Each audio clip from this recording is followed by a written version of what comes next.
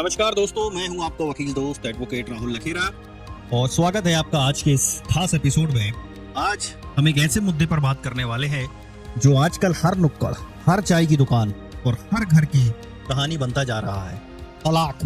जी हाँ, आज हम तलाक की पूरी प्रक्रिया को समझेंगे, जानेंगे कि भारत में कितने तरीकों से तलाक लिया जा सकता है, इसकी क्या क्या स्टेज होती हैं, और सबसे महत्वपूर्ण यह भी देखेंगे कि आखिर क्यों आजकल तलाक के मामले इतनी तेजी से बढ़ते जा रहे हैं। हम इस मुद्दे को कानूनी पेचीदगियों के साथ साथ सामाजिक और भावनात्मक पहलुओं से भी जोड़कर देखेंगे। तो तैयार हो जाइए, क्योंकि आज की ये जानकारी सिर्फ कानून नहीं बल्कि रिश्तों की गहराइयों को भी समझाएगी। आज हम जानेंगे जुडिशियल सेपरेशन, न्यायिक अलगाव क्या होता है, क्या ये तलाक है या तलाक की पहली सीढ़ी, भारत में तलाक कितने तरीके से लिया जा सकता है, तलाक की पूरी प्रक्रिया क्या होती है, स्टेज बाय स्टेज क्यों बढ़ रहे हैं तलाक के मामले, सामाजिक और भावनात्मक विश्लेषण। सबसे पहले समझेंगे न्यायिक अलगाव, जुडिशियल सेपरेशन। ये तलाक की पहली सीढ़ी है या सिर्फ एक ब्रेक? अरे भाई, कभी कभी ऐसा होता है ना कि पति पत्नी के बीच इतनी खटपट हो जाती है कि साथ रहना मुश्किल हो जाता है, लेकिन शायद तलाक लेने की हिम्मत नहीं होती, रिश्ते को एक और मौका देना चाहते हैं। ऐसे में पिक्चर में आता है न्यायिक अलगाव, जिसे अंग्रेजी में जुडिशियल सेपरेशन कहते हैं। अब ये क्या बला है? तो आसान भाषा में समझें तो ये तलाक नहीं बल्कि तलाक से पहले का एक ब्रेक है। कोर्ट आपको एक दूसरे से अलग रहने की अनुमति दे देता है, लेकिन शादी का बंधन अभी भी कायम रहता है दोस्त। इसे हिंदू विवाह अधिनियम 1955 की धारा 10 सेक्शन 10 के तहत समझा जा सकता है। इसका मतलब क्या है कि आप कानूनी तौर पर अलग रह सकते हैं, आपको एक दूसरे के साथ दाम्पत्य संबंध, कॉन्जुगल राइट निभाने की बाध्यता नहीं होती है। आप अलग अलग संपत्तियों में रह सकते हैं, लेकिन आप दूसरी शादी नहीं कर सकते, क्योंकि आप अभी भी कानूनी तौर पर विवाहित हैं। ये तो वही बात हुई, रिश्ता वही, सोच नहीं, बस थोड़ा दूर दूर। आप समझते हैं कि न्यायिक अलगाव क्यों लिया जाता है? तो कई बार लोग सोचते हैं कि अलग रहकर शायद चीजें सुधर जाएंगी, या एक तरह से तलाक से पहले की टेस्टिंग होती है कि क्या अलग रहने से स्थिति बेहतर होती है। इसके लिए भी वही आधार होते हैं जो तलाक के लिए होते हैं, जैसे क्रूरता, परित्याग, व्यभिचार आदि।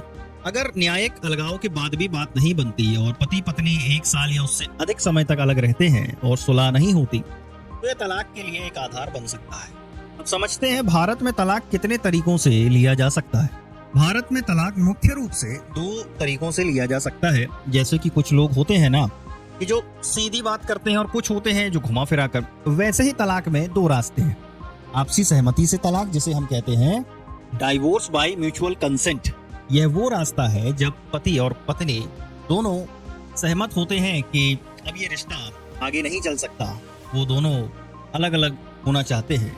वो सोच लेते हैं कि मैं तेरे साथ रह लूं, ये हो नहीं सकता, और तू मेरे साथ रह ले, ये मैं होने नहीं दूंगा। ये सबसे शांतिपूर्ण तरीका है, जैसे 2 दोस्त अलग हो रहे हो। यह हिंदू विवाह अधिनियम 1955 की धारा 13B, जिसे हम 13B के तहत आता है। इसमें शर्त यह है कि दोनों पक्ष कम से कम 1 साल से अलग रह रहे हो। अब इसका फायदा क्या है डाइवोर्स बाय म्यूचुअल कंसेंट का, कि इसमें कम समय लगता है और कम मानसिक तनाव होता है। अब दूसरा तलाक का तरीका है जिसे हम कहते हैं कंटेस्टेड डाइवोर्स, विवादास्पद तलाक। ये वो रास्ता है जब एक पक्ष तलाक लेना चाहता है और दूसरा नहीं चाहता, या अगर दोनों तलाक चाहते हैं लेकिन कुछ शर्तें जैसे गुजारा भत्ता, बच्चों की कस्टडी इत्यादि पर सहमति नहीं बन पाती है। यहाँ पर मामला कोर्ट में खिंचता है और वकील साहब मेरा केस मजबूत है वाली सिचुएशन आती है। यह हिंदू विवाह अधिनियम 1955 की धारा 13 सेक्शन 13 के तहत आता है। इसके कुछ मुख्य आधार हो सकते हैं, जो जैसे पहला समझेंगे, इसे हम व्यभिचार कहते हैं, एडल्ट्री। जब जीवन साथी किसी और के साथ शारीरिक संबंध बनाता है। यहीं पर वो बात आती है कि अरे भाई, घर में खाना पड़ा था और आप पड़ोस के ढाबे पर निकल पड़े। का मतलब है किसी एक पक्ष की भूख कुछ ज्यादा ही बढ़ गई थी, जो बाहर मुंह मारने चले गए। दूसरा तरीका है क्रूएलिटी। इसमें शारीरिक और मानसिक दोनों तरह की क्रूरता शामिल है, जैसे मारपीट, लगातार अपमान करना, टॉर्चर करना। ये वो स्थिति है जब दिल के टुकड़े टुकड़े करके मुस्कुरा के चल दिए वाली बात सच हो जाती है। तीसरा तरीका है परित्याग, जिसे हम डिजर्शन कहते हैं, जब कोई जीवन साथी कम से कम 2 साल तक बिना किसी उचित कारण के दूसरे को छोड़ देता है। अगला कारण है धर्म परिवर्तन, कन्वर्जन, जब कोई एक जीवन साथी हिंदू धर्म छोड़कर कोई और धर्म अपना लेता है। अगला कारण है अनसाउंड माइंड, जिसे हम मानसिक बीमारी कहते हैं, जब जीवन साथी लाइलाज मानसिक बीमारी से पीड़ित हो, पगला गया हो, मतलब पागल हो गया हो कुल मिला के।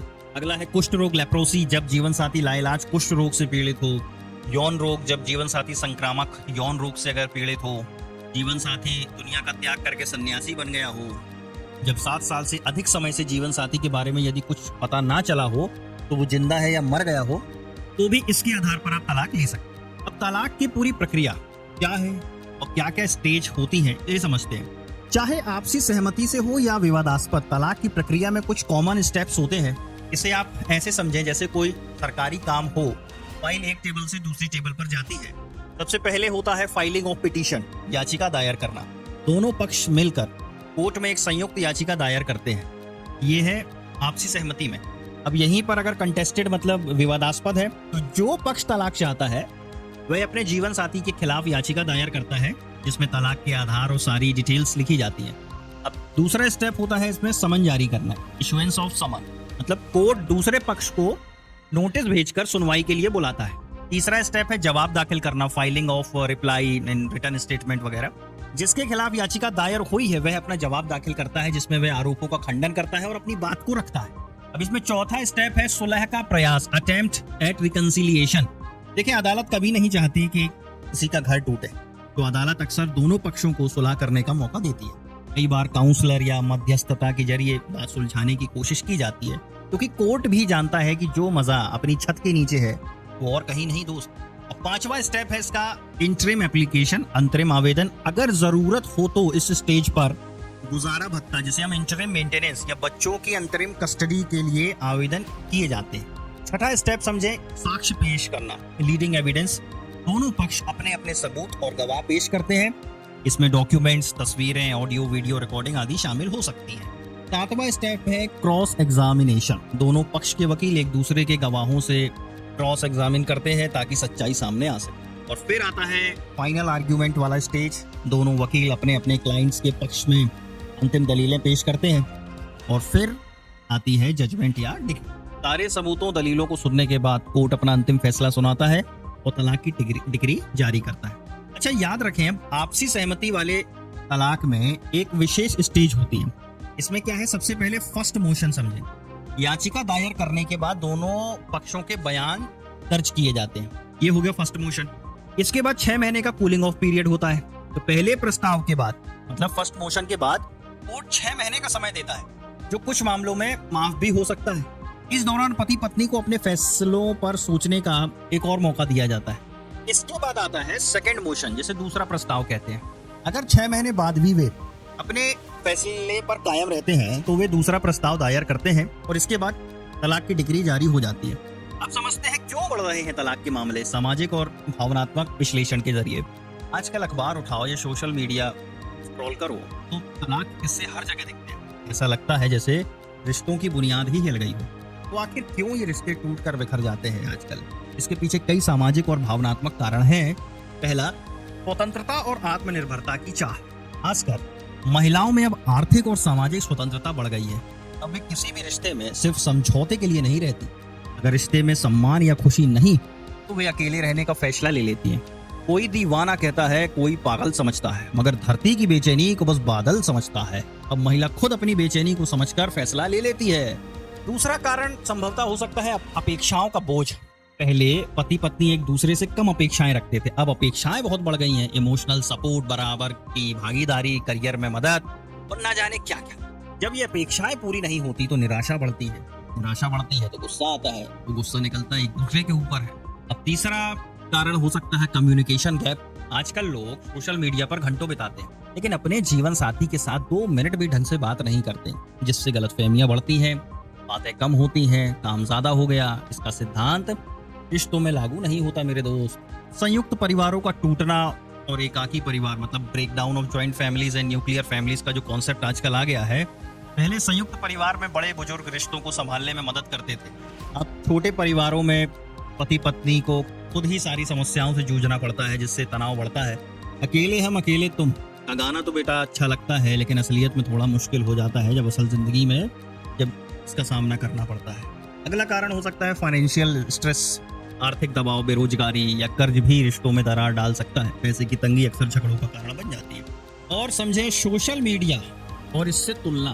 सोशल मीडिया पर लोग दूसरों की परफेक्ट जिंदगी देखते हैं और अपने रिश्तों की तुलना करने लगते हैं, जिससे असंतोष बढ़ता है।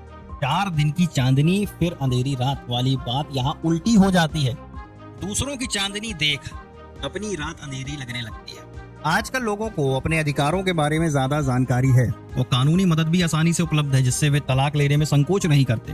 कई युवा जोड़े बिना सोचे समझे शादी तो कर लेते हैं और छोटी छोटी बातों पर लड़ने झगड़ने लगते हैं। थोड़ा धैर्य और समझदारी की कमी भी एक बड़ा कारण है। तो दोस्तों, आज हमने तलाक की एक जटिल दुनिया को समझने की कोशिश की। न्यायिक अलगाव से लेकर तलाक की पूरी प्रक्रिया और उन कारणों तक जो आज हमारे समाज में रिश्तों को तोड़ रहे हैं। एक बात हमेशा याद रखिएगा, शादी सिर्फ 2 लोगों का मिलन नहीं बल्कि 2 परिवारों का मिलन है। और जब ये रिश्ता टूटता है तो दर्द सिर्फ पति पत्नी को नहीं बल्कि पूरे परिवार को होता है। हमारा कानून हमेशा रिश्तों को बचाने की कोशिश करता है, अभी तो सुलह और काउंसलिंग जैसे प्रावधान है।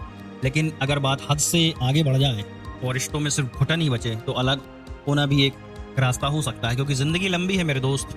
रिश्ते भी निभाओ और अपनी खुशियां भी देखो। उम्मीद है आज की जानकारी आपको पसंद आई होगी और बहुत कुछ सीखने को मिला होगा। मैं हूं आपका वकील दोस्त एडवोकेट राहुल लखेरा, आपसे विदा लेता हूं। मिलते हैं अगले एपिसोड में और एक नए कानूनी मुद्दे के साथ। तब तक के लिए सुरक्षित रहिए और समझदार फैसले लेते रहिए। नमस्कार।